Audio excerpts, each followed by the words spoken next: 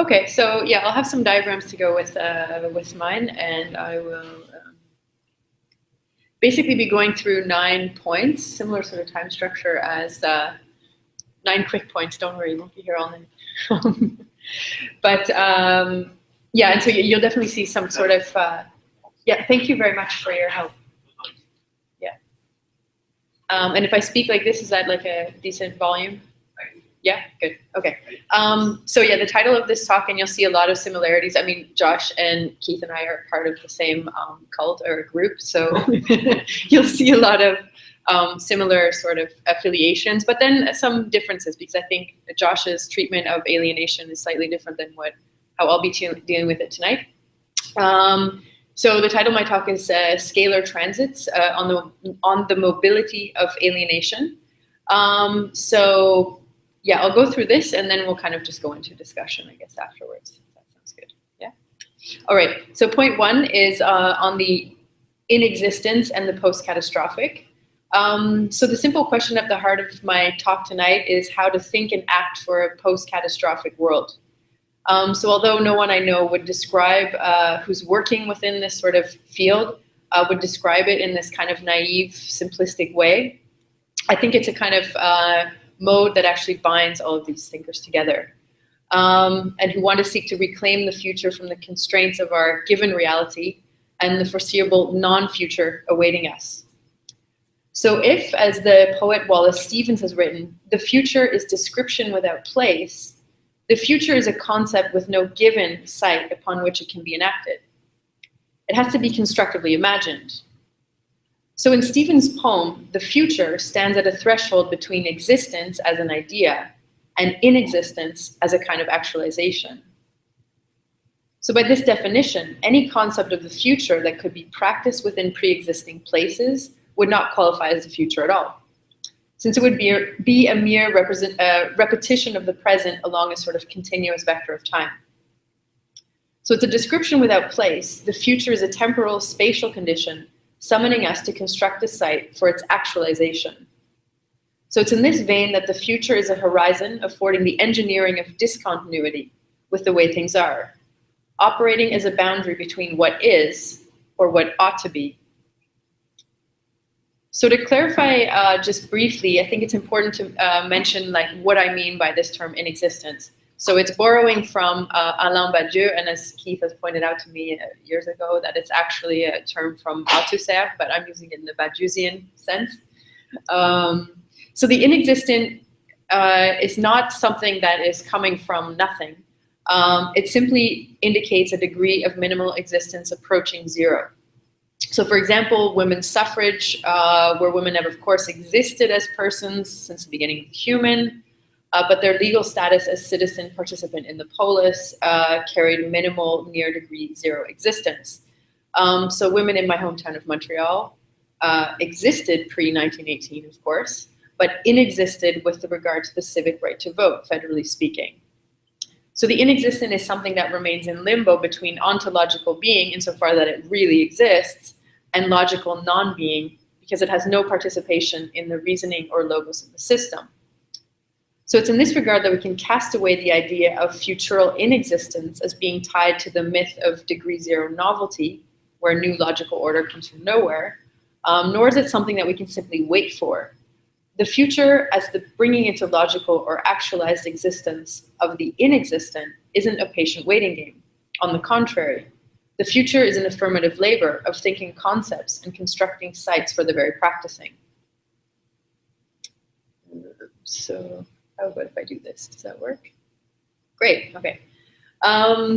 So point 2, the plastic human equals the alien human. So I will assert that thinking the post-catastrophic is equal to thinking in existence. It is constituted by the work of conceiving sites for the hosting of foreign or alien logics. Weird, it disappeared from my monitor. To be actualized. So enacting the future becomes tied to our capacity to alienate ourselves from present trajectories, from the givens that bind our current epistemic modes of normative ordering and our corresponding behaviors. So it's in this call for alienation that we can turn the negativity of the term from its cliched state as something now total in late capitalism and something to be overcome from its Marxian humanist lineage, towards a generatively inhuman future. So it is worth noting the semantic inaccuracies and epistemic consequences bound to the dream of an unalienated society, and why we ought to be laboring towards alienation rather than seeking to avoid it. So first, as Walter Kaufmann has pointed out, alienation above all describes a relation. Something is alienated from something or someone else. So any use of the term indicating a total state is simply incorrect.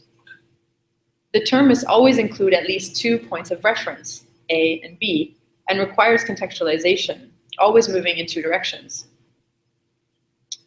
And second, to dream of an unalienated society would be to celebrate familiarity as an endgame logic, obstructing our capacity to construct, learn, and enact new knowledges, thereby calcifying plastic norms as falsely absolute points of social reference.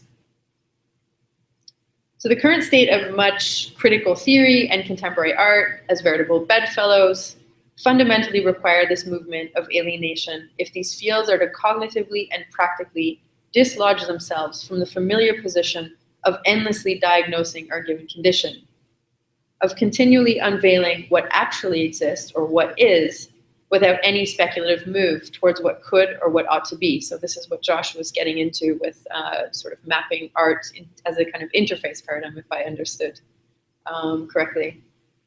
So when we can quite readily see a picture before us of increasing economic inequality, injustice, and climatic catastrophe, why is it that we seem highly capable at narrating dystopic non-futures, rather than demanding or instituting how futural narratives could be otherwise?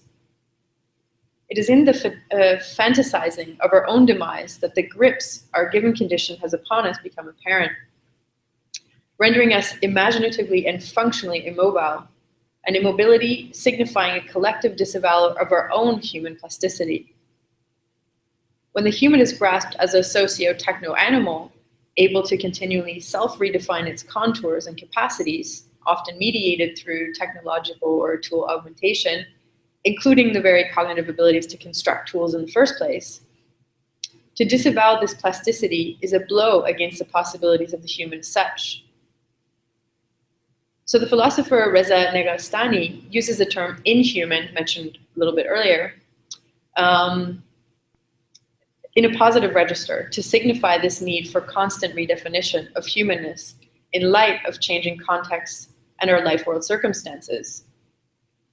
Positioning this inhumanness as a kind of infinite labor, an interminable demand. So in order to recapture this plasticity to be and to coexist otherwise, in order to reshape the coordinates of what is given as a landscape of possibility for the human, we need to collectively learn to unroot or alienate ourselves from the given pragmatic and cognitive constraints, learning to embrace its force of estrangement from what we know in order to experiment and ramify pathways for other structures of prognostic cohabitation. So if, as Ray Brassier notes, our practical incapacities reflect our theoretical incapacities, it seems urgent to sharpen our conceptual tools, molding an affordance for a potentially constructive alien horizon. So point 3 is the disentangling of norm from fact.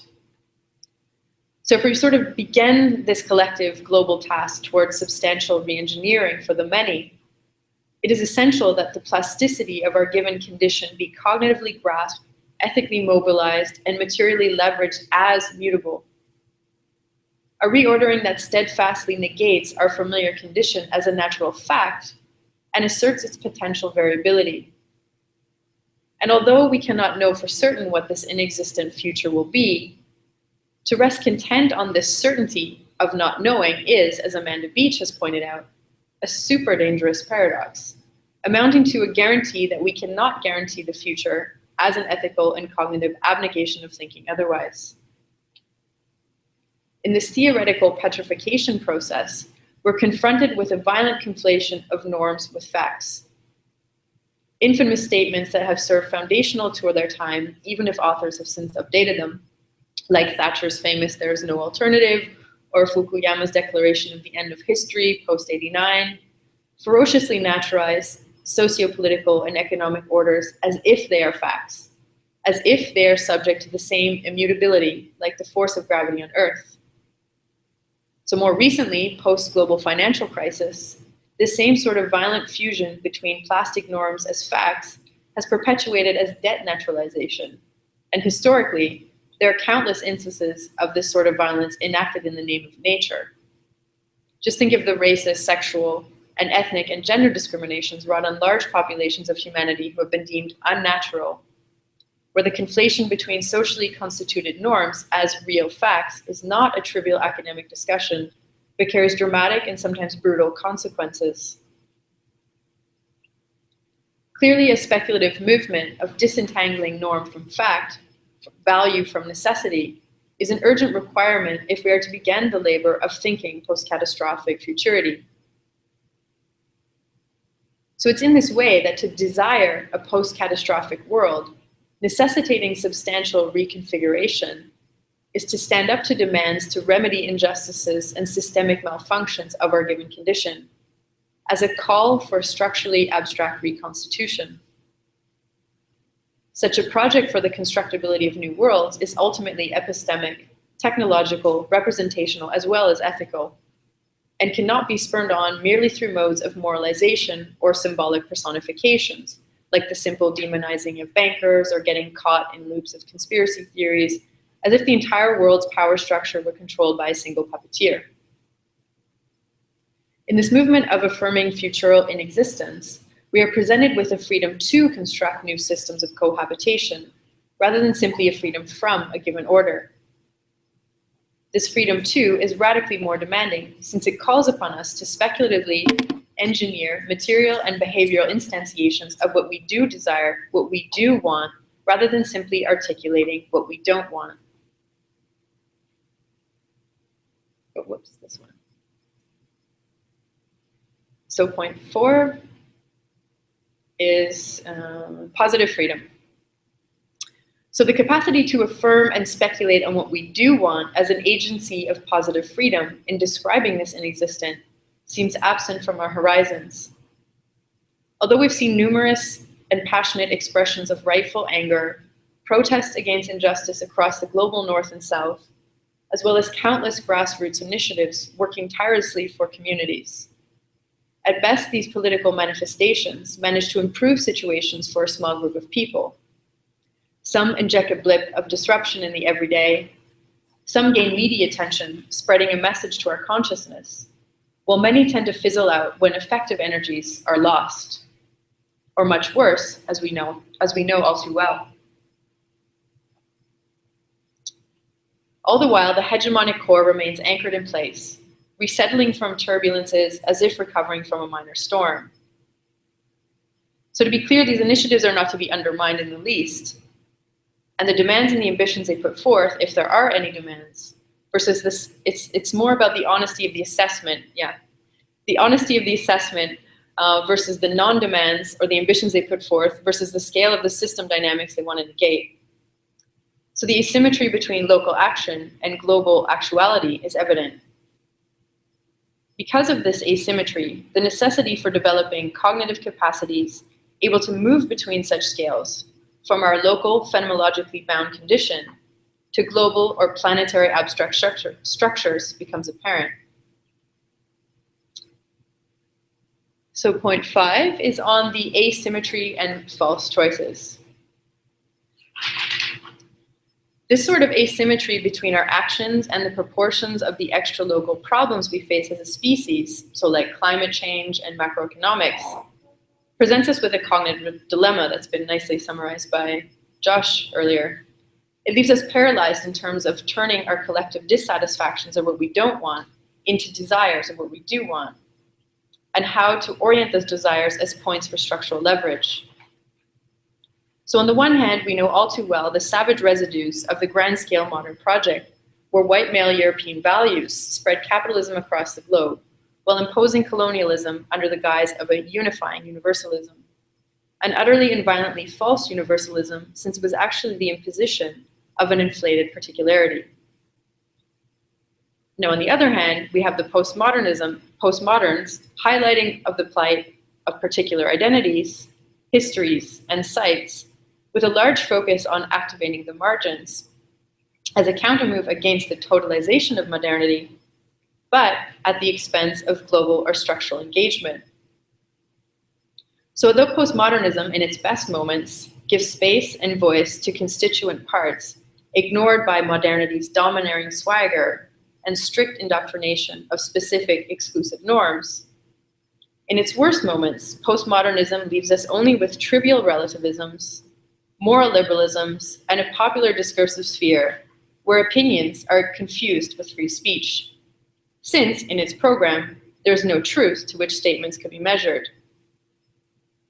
So if we want to think substantial, scalable futurity today, we must acknowledge the inherent limitation of this either-or dichotomy, that this is, in fact, a false choice, that either A, you can enact an autocratic master plan from the top down upon a social order, thereby reproducing colonial mechanisms, or B, that you can only engage your immediate site and move horizontally so as not to homogenize and crush invaluable difference, where everything is relative and indeterminate, leading to an increased moralization within the community of global humanity, and ultimately leaving metastructures politically untouched.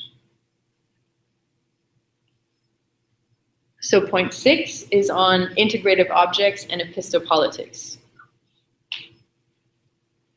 So although courageous acts of public assembly seem to have been multiplying over the last years, one, again, does not have a clear sense of their potential direction or durability beyond the moment of their eruption. This plight is in some ways wholly understandable, albeit not excusable, due to our confoundingly complex world. A world, as Josh has said earlier, is massively larger than our current sensory and cognitive scope. So these new ungraspable or integrative objects, using the term from Anne-Françoise Schmidt, is an object composed of a myriad of forces and things, so something like an economic system or the climate, and it cannot be located in one particular discipline. This sort of functioning produces what could be called complexity fatigue, or a state of being cognitively overwhelmed, where we're ill-equipped to enter an arena of reason-making at all. So in describing these integrative objects from Schmidt, the philosopher Robin McKay uses the example of the object of obesity to illustrate the most crucial aspect of these objects, namely their implicit politicity and the injunction these objects make to alienate classical modern epistemological disciplinary confines. So one cannot study the object of obesity within the strictly scientific domains of nutrition or neurochemistry, while of course ignoring the socioeconomic, affective, and emotional domains that co-constitute said object. The object is partially locatable across multiple fields simultaneously. So phenomenologically speaking, one can often only grasp such objects as residual traces, while their functioning evades finite localization. So a pressing question of our time is how to gain a sense of epistemic orientation with these integrative objects and how to forge other modes of navigating them implicitly. That is, from the bottom up, point by point, perspective by perspective, rather than coercing them into pre-existing grids or coordinate systems of what currently exists as viable knowledge. So last 2 points. So point 7 is on stereoscopy and synthesis.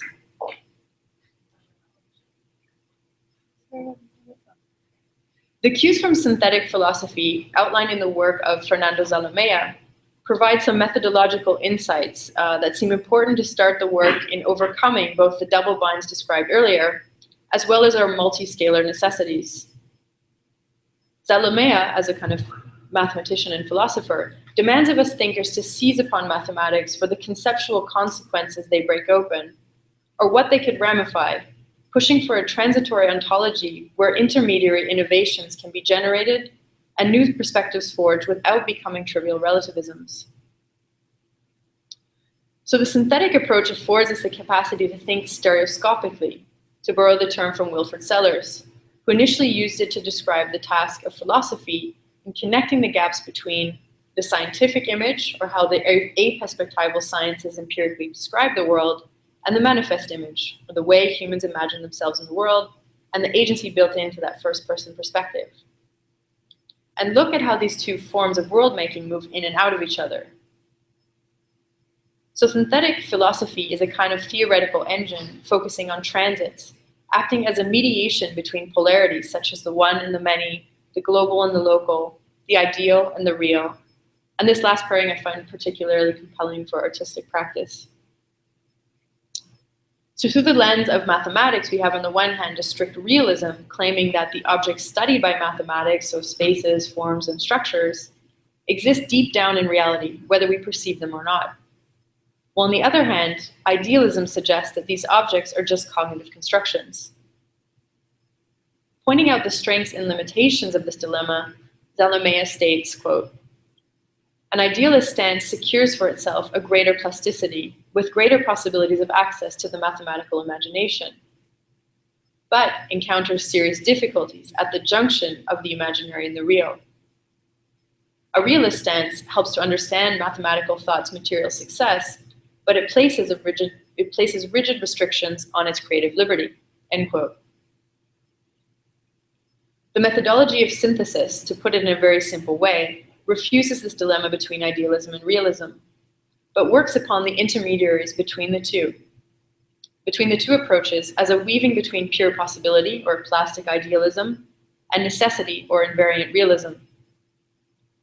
What happens in synthesis is not a collapsing of distinctions into a unified whole, but a kind of cartography of relations without a fixed foundation of departure, which is always mobile and mutating, addressing issues of transformation rather than analytical dissection of the part or specified points of origination, like the physical world, for example. The synthetic ethos is composed of a triadic movement between mediation, integration, and iteration. It's part analysis and part assembly, part dissection and part gluing operation, as a movement of integration. When we look at our theoretical landscape in the wake of postmodernism's tendency towards fragmentation, this gluing function of synthesis, a concept partially derived from the mathematician Alexander Grothendieck's work on sheaf logic, and partially from Charles Peirce's work on continuums, it seems like a promising cognitive tool if we are to begin stitching together piece by piece a picture of the global as a non-absolute construction, an implicit, dynamic, yet integrated construction. Synthetic thought is a methodology recognizing or reasoning identity through change, taking the prefix trans as its definitive expression. This capacity to recognize identity through change is a topological premise, a premise affording continuous transformation while constructing or gluing invariances across differences in a non-trivial way. As a type of mobile knowledge-making tool, synthesis calls for the transaction between reason, intuition, and fact, between the possible, the actual, and the necessary, without privileging any point of originary departure in the web of relations between the three. Synthesis, in true trans form, presupposes that transiting between polarities or nodes is a fundamental producer of new knowledge, rather than being locked down into ideas of pure discovery or singular innovation, since we have no fixed point of departure from which to gaze out upon an object of inquiry. New perspectives on knowledge can be generated without having the burden of absolute novelty.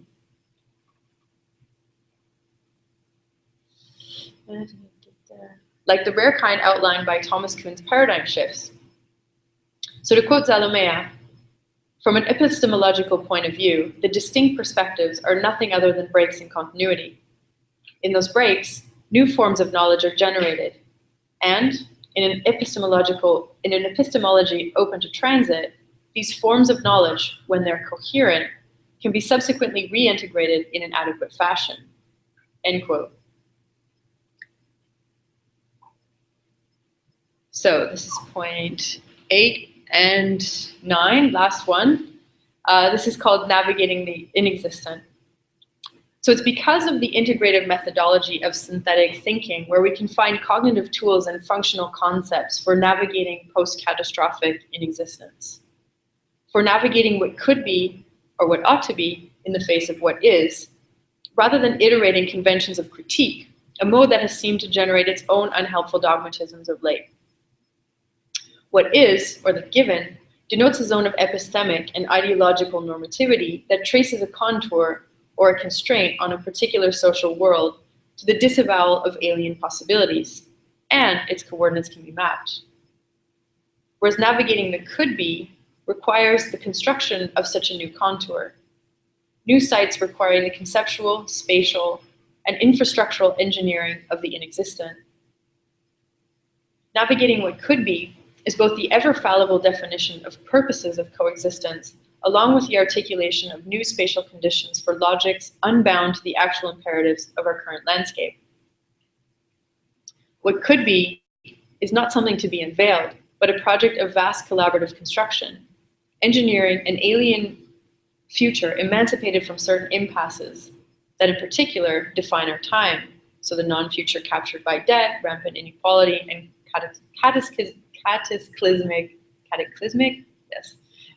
climate change. We require a new cartography for this speculative inexistent territory if we're to attain a sense of futural orientation and affirm other effective and cognitive horizons to incline us in logical and pragmatic service of the many. As a kind of integrative object unto itself, the horizon is part spatial, affective, relational, and metric, gaining value through imitation and repetition of use. As the philosopher and mathematician Gilles Châtelet notes, the horizon is not, quote, a boundary marker that prohibits or solicits transgression, nor a boundary drawn in a dotted line across the sky. Once it has been decided, one always carries one's horizon with one. This is the exasperating side of the horizon, corrosive like the visible, tenacious like a smell, compromising like touch. It does not dress things up with appearances, but impregnates everything that we are resolved to grasp, end quote. So ultimately, what this notion of a horizon points to is the basic definition of a model, an infectious model, you could say. So within our current landscape, we require models of thinking change that measure up to these contemporary integrative objects. An approach or methodology capable of mobilizing necessary analyses of these objects without stagnating into endless descriptions. So furthermore, a methodology that doesn't pit the concrete, the part, site, or individual against the abstract, the system, or structure, but rather one capable of moving between these scales and formats, where the non-perceptible, non-touchable is no less real than the thing I can see before me. So in an age where these integrative objects are emblematic of our real condition, we can no longer claim that a politics of being on the ground or a politics privileging the immediate here and now of our site or community is any more real or authentic than the invisible, impersonal algorithms driving DSGE models of monetary policy, for example. Although the cognitive demands to get traction on our complex reality is a grandiose proposition, not to mention taking steps to affirm its plasticity otherwise even more so, to champion a return to a simpler politics of the here and now is to cognitively disavow reality in a mode of pure idealism. The same sort of idealism, albeit with a different tone, of wishful thinking politics, where new, just orders will somehow emerge without the labor of collective engineering. So the very last point is on the gluing of estrangement. So synthesis functions as a type of experimental modeling of conceptual functions, since the primary operations of models is an ability to mediate between things. So as the philosopher of science, Margaret Morrison has written, quote, "The power of the model as a design instrument comes not from the fact that it is a replica of the object to be built. Instead, the capacity of mathematical or theoretical models to function as design instruments stems from the fact that they provide a kind of information that allows us to intervene in the world," end quote. Nick Cernishek has also pointed out the distributive potential of models. That is of key importance here when speaking of the sort of social uptake of models that could strategically aspire to scale up beyond the bounds of their initial localized situation, where, quote, "Models condense a set of inferential and material rules into a medium that also alters the persuasiveness of the reasoning, transforming indifferent matter and social complexity into something that is cognitively tractable," end quote. So the fact that models are always reductive, and this sort of reiterates what you were saying earlier as well, The fact that models are always reductive simplifications of reality is not a valid enough reason to disregard their yields and what they can do. They are crucial tools of and for representation, opening up shareable cognitive gateways and tangible experimentation with variation. The point is not to denounce complexity in favor of the exclusively immediate or concrete scale of things we can readily perceive. The point is to articulate models that would allow us to navigate this complexity otherwise. Models that afford the construction and proliferation of alternative concepts, acting as a compass for the unknown structural and ideological territory under fabrication.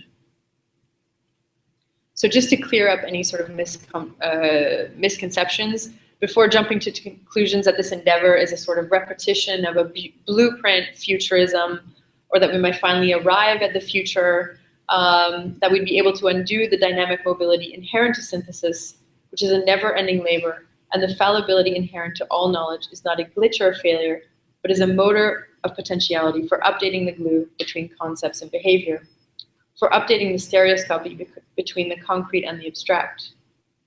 So although the construction of footholds for orientation may sound like a kind of bland, dispassionate task, it's wholly dependent on imagination. As the primary faculty through which we can exceed what is directly before us, imagination marks a moment of fertile alienation, the willful construction of alienation that separates us from what is, towards the foreignness of what could be.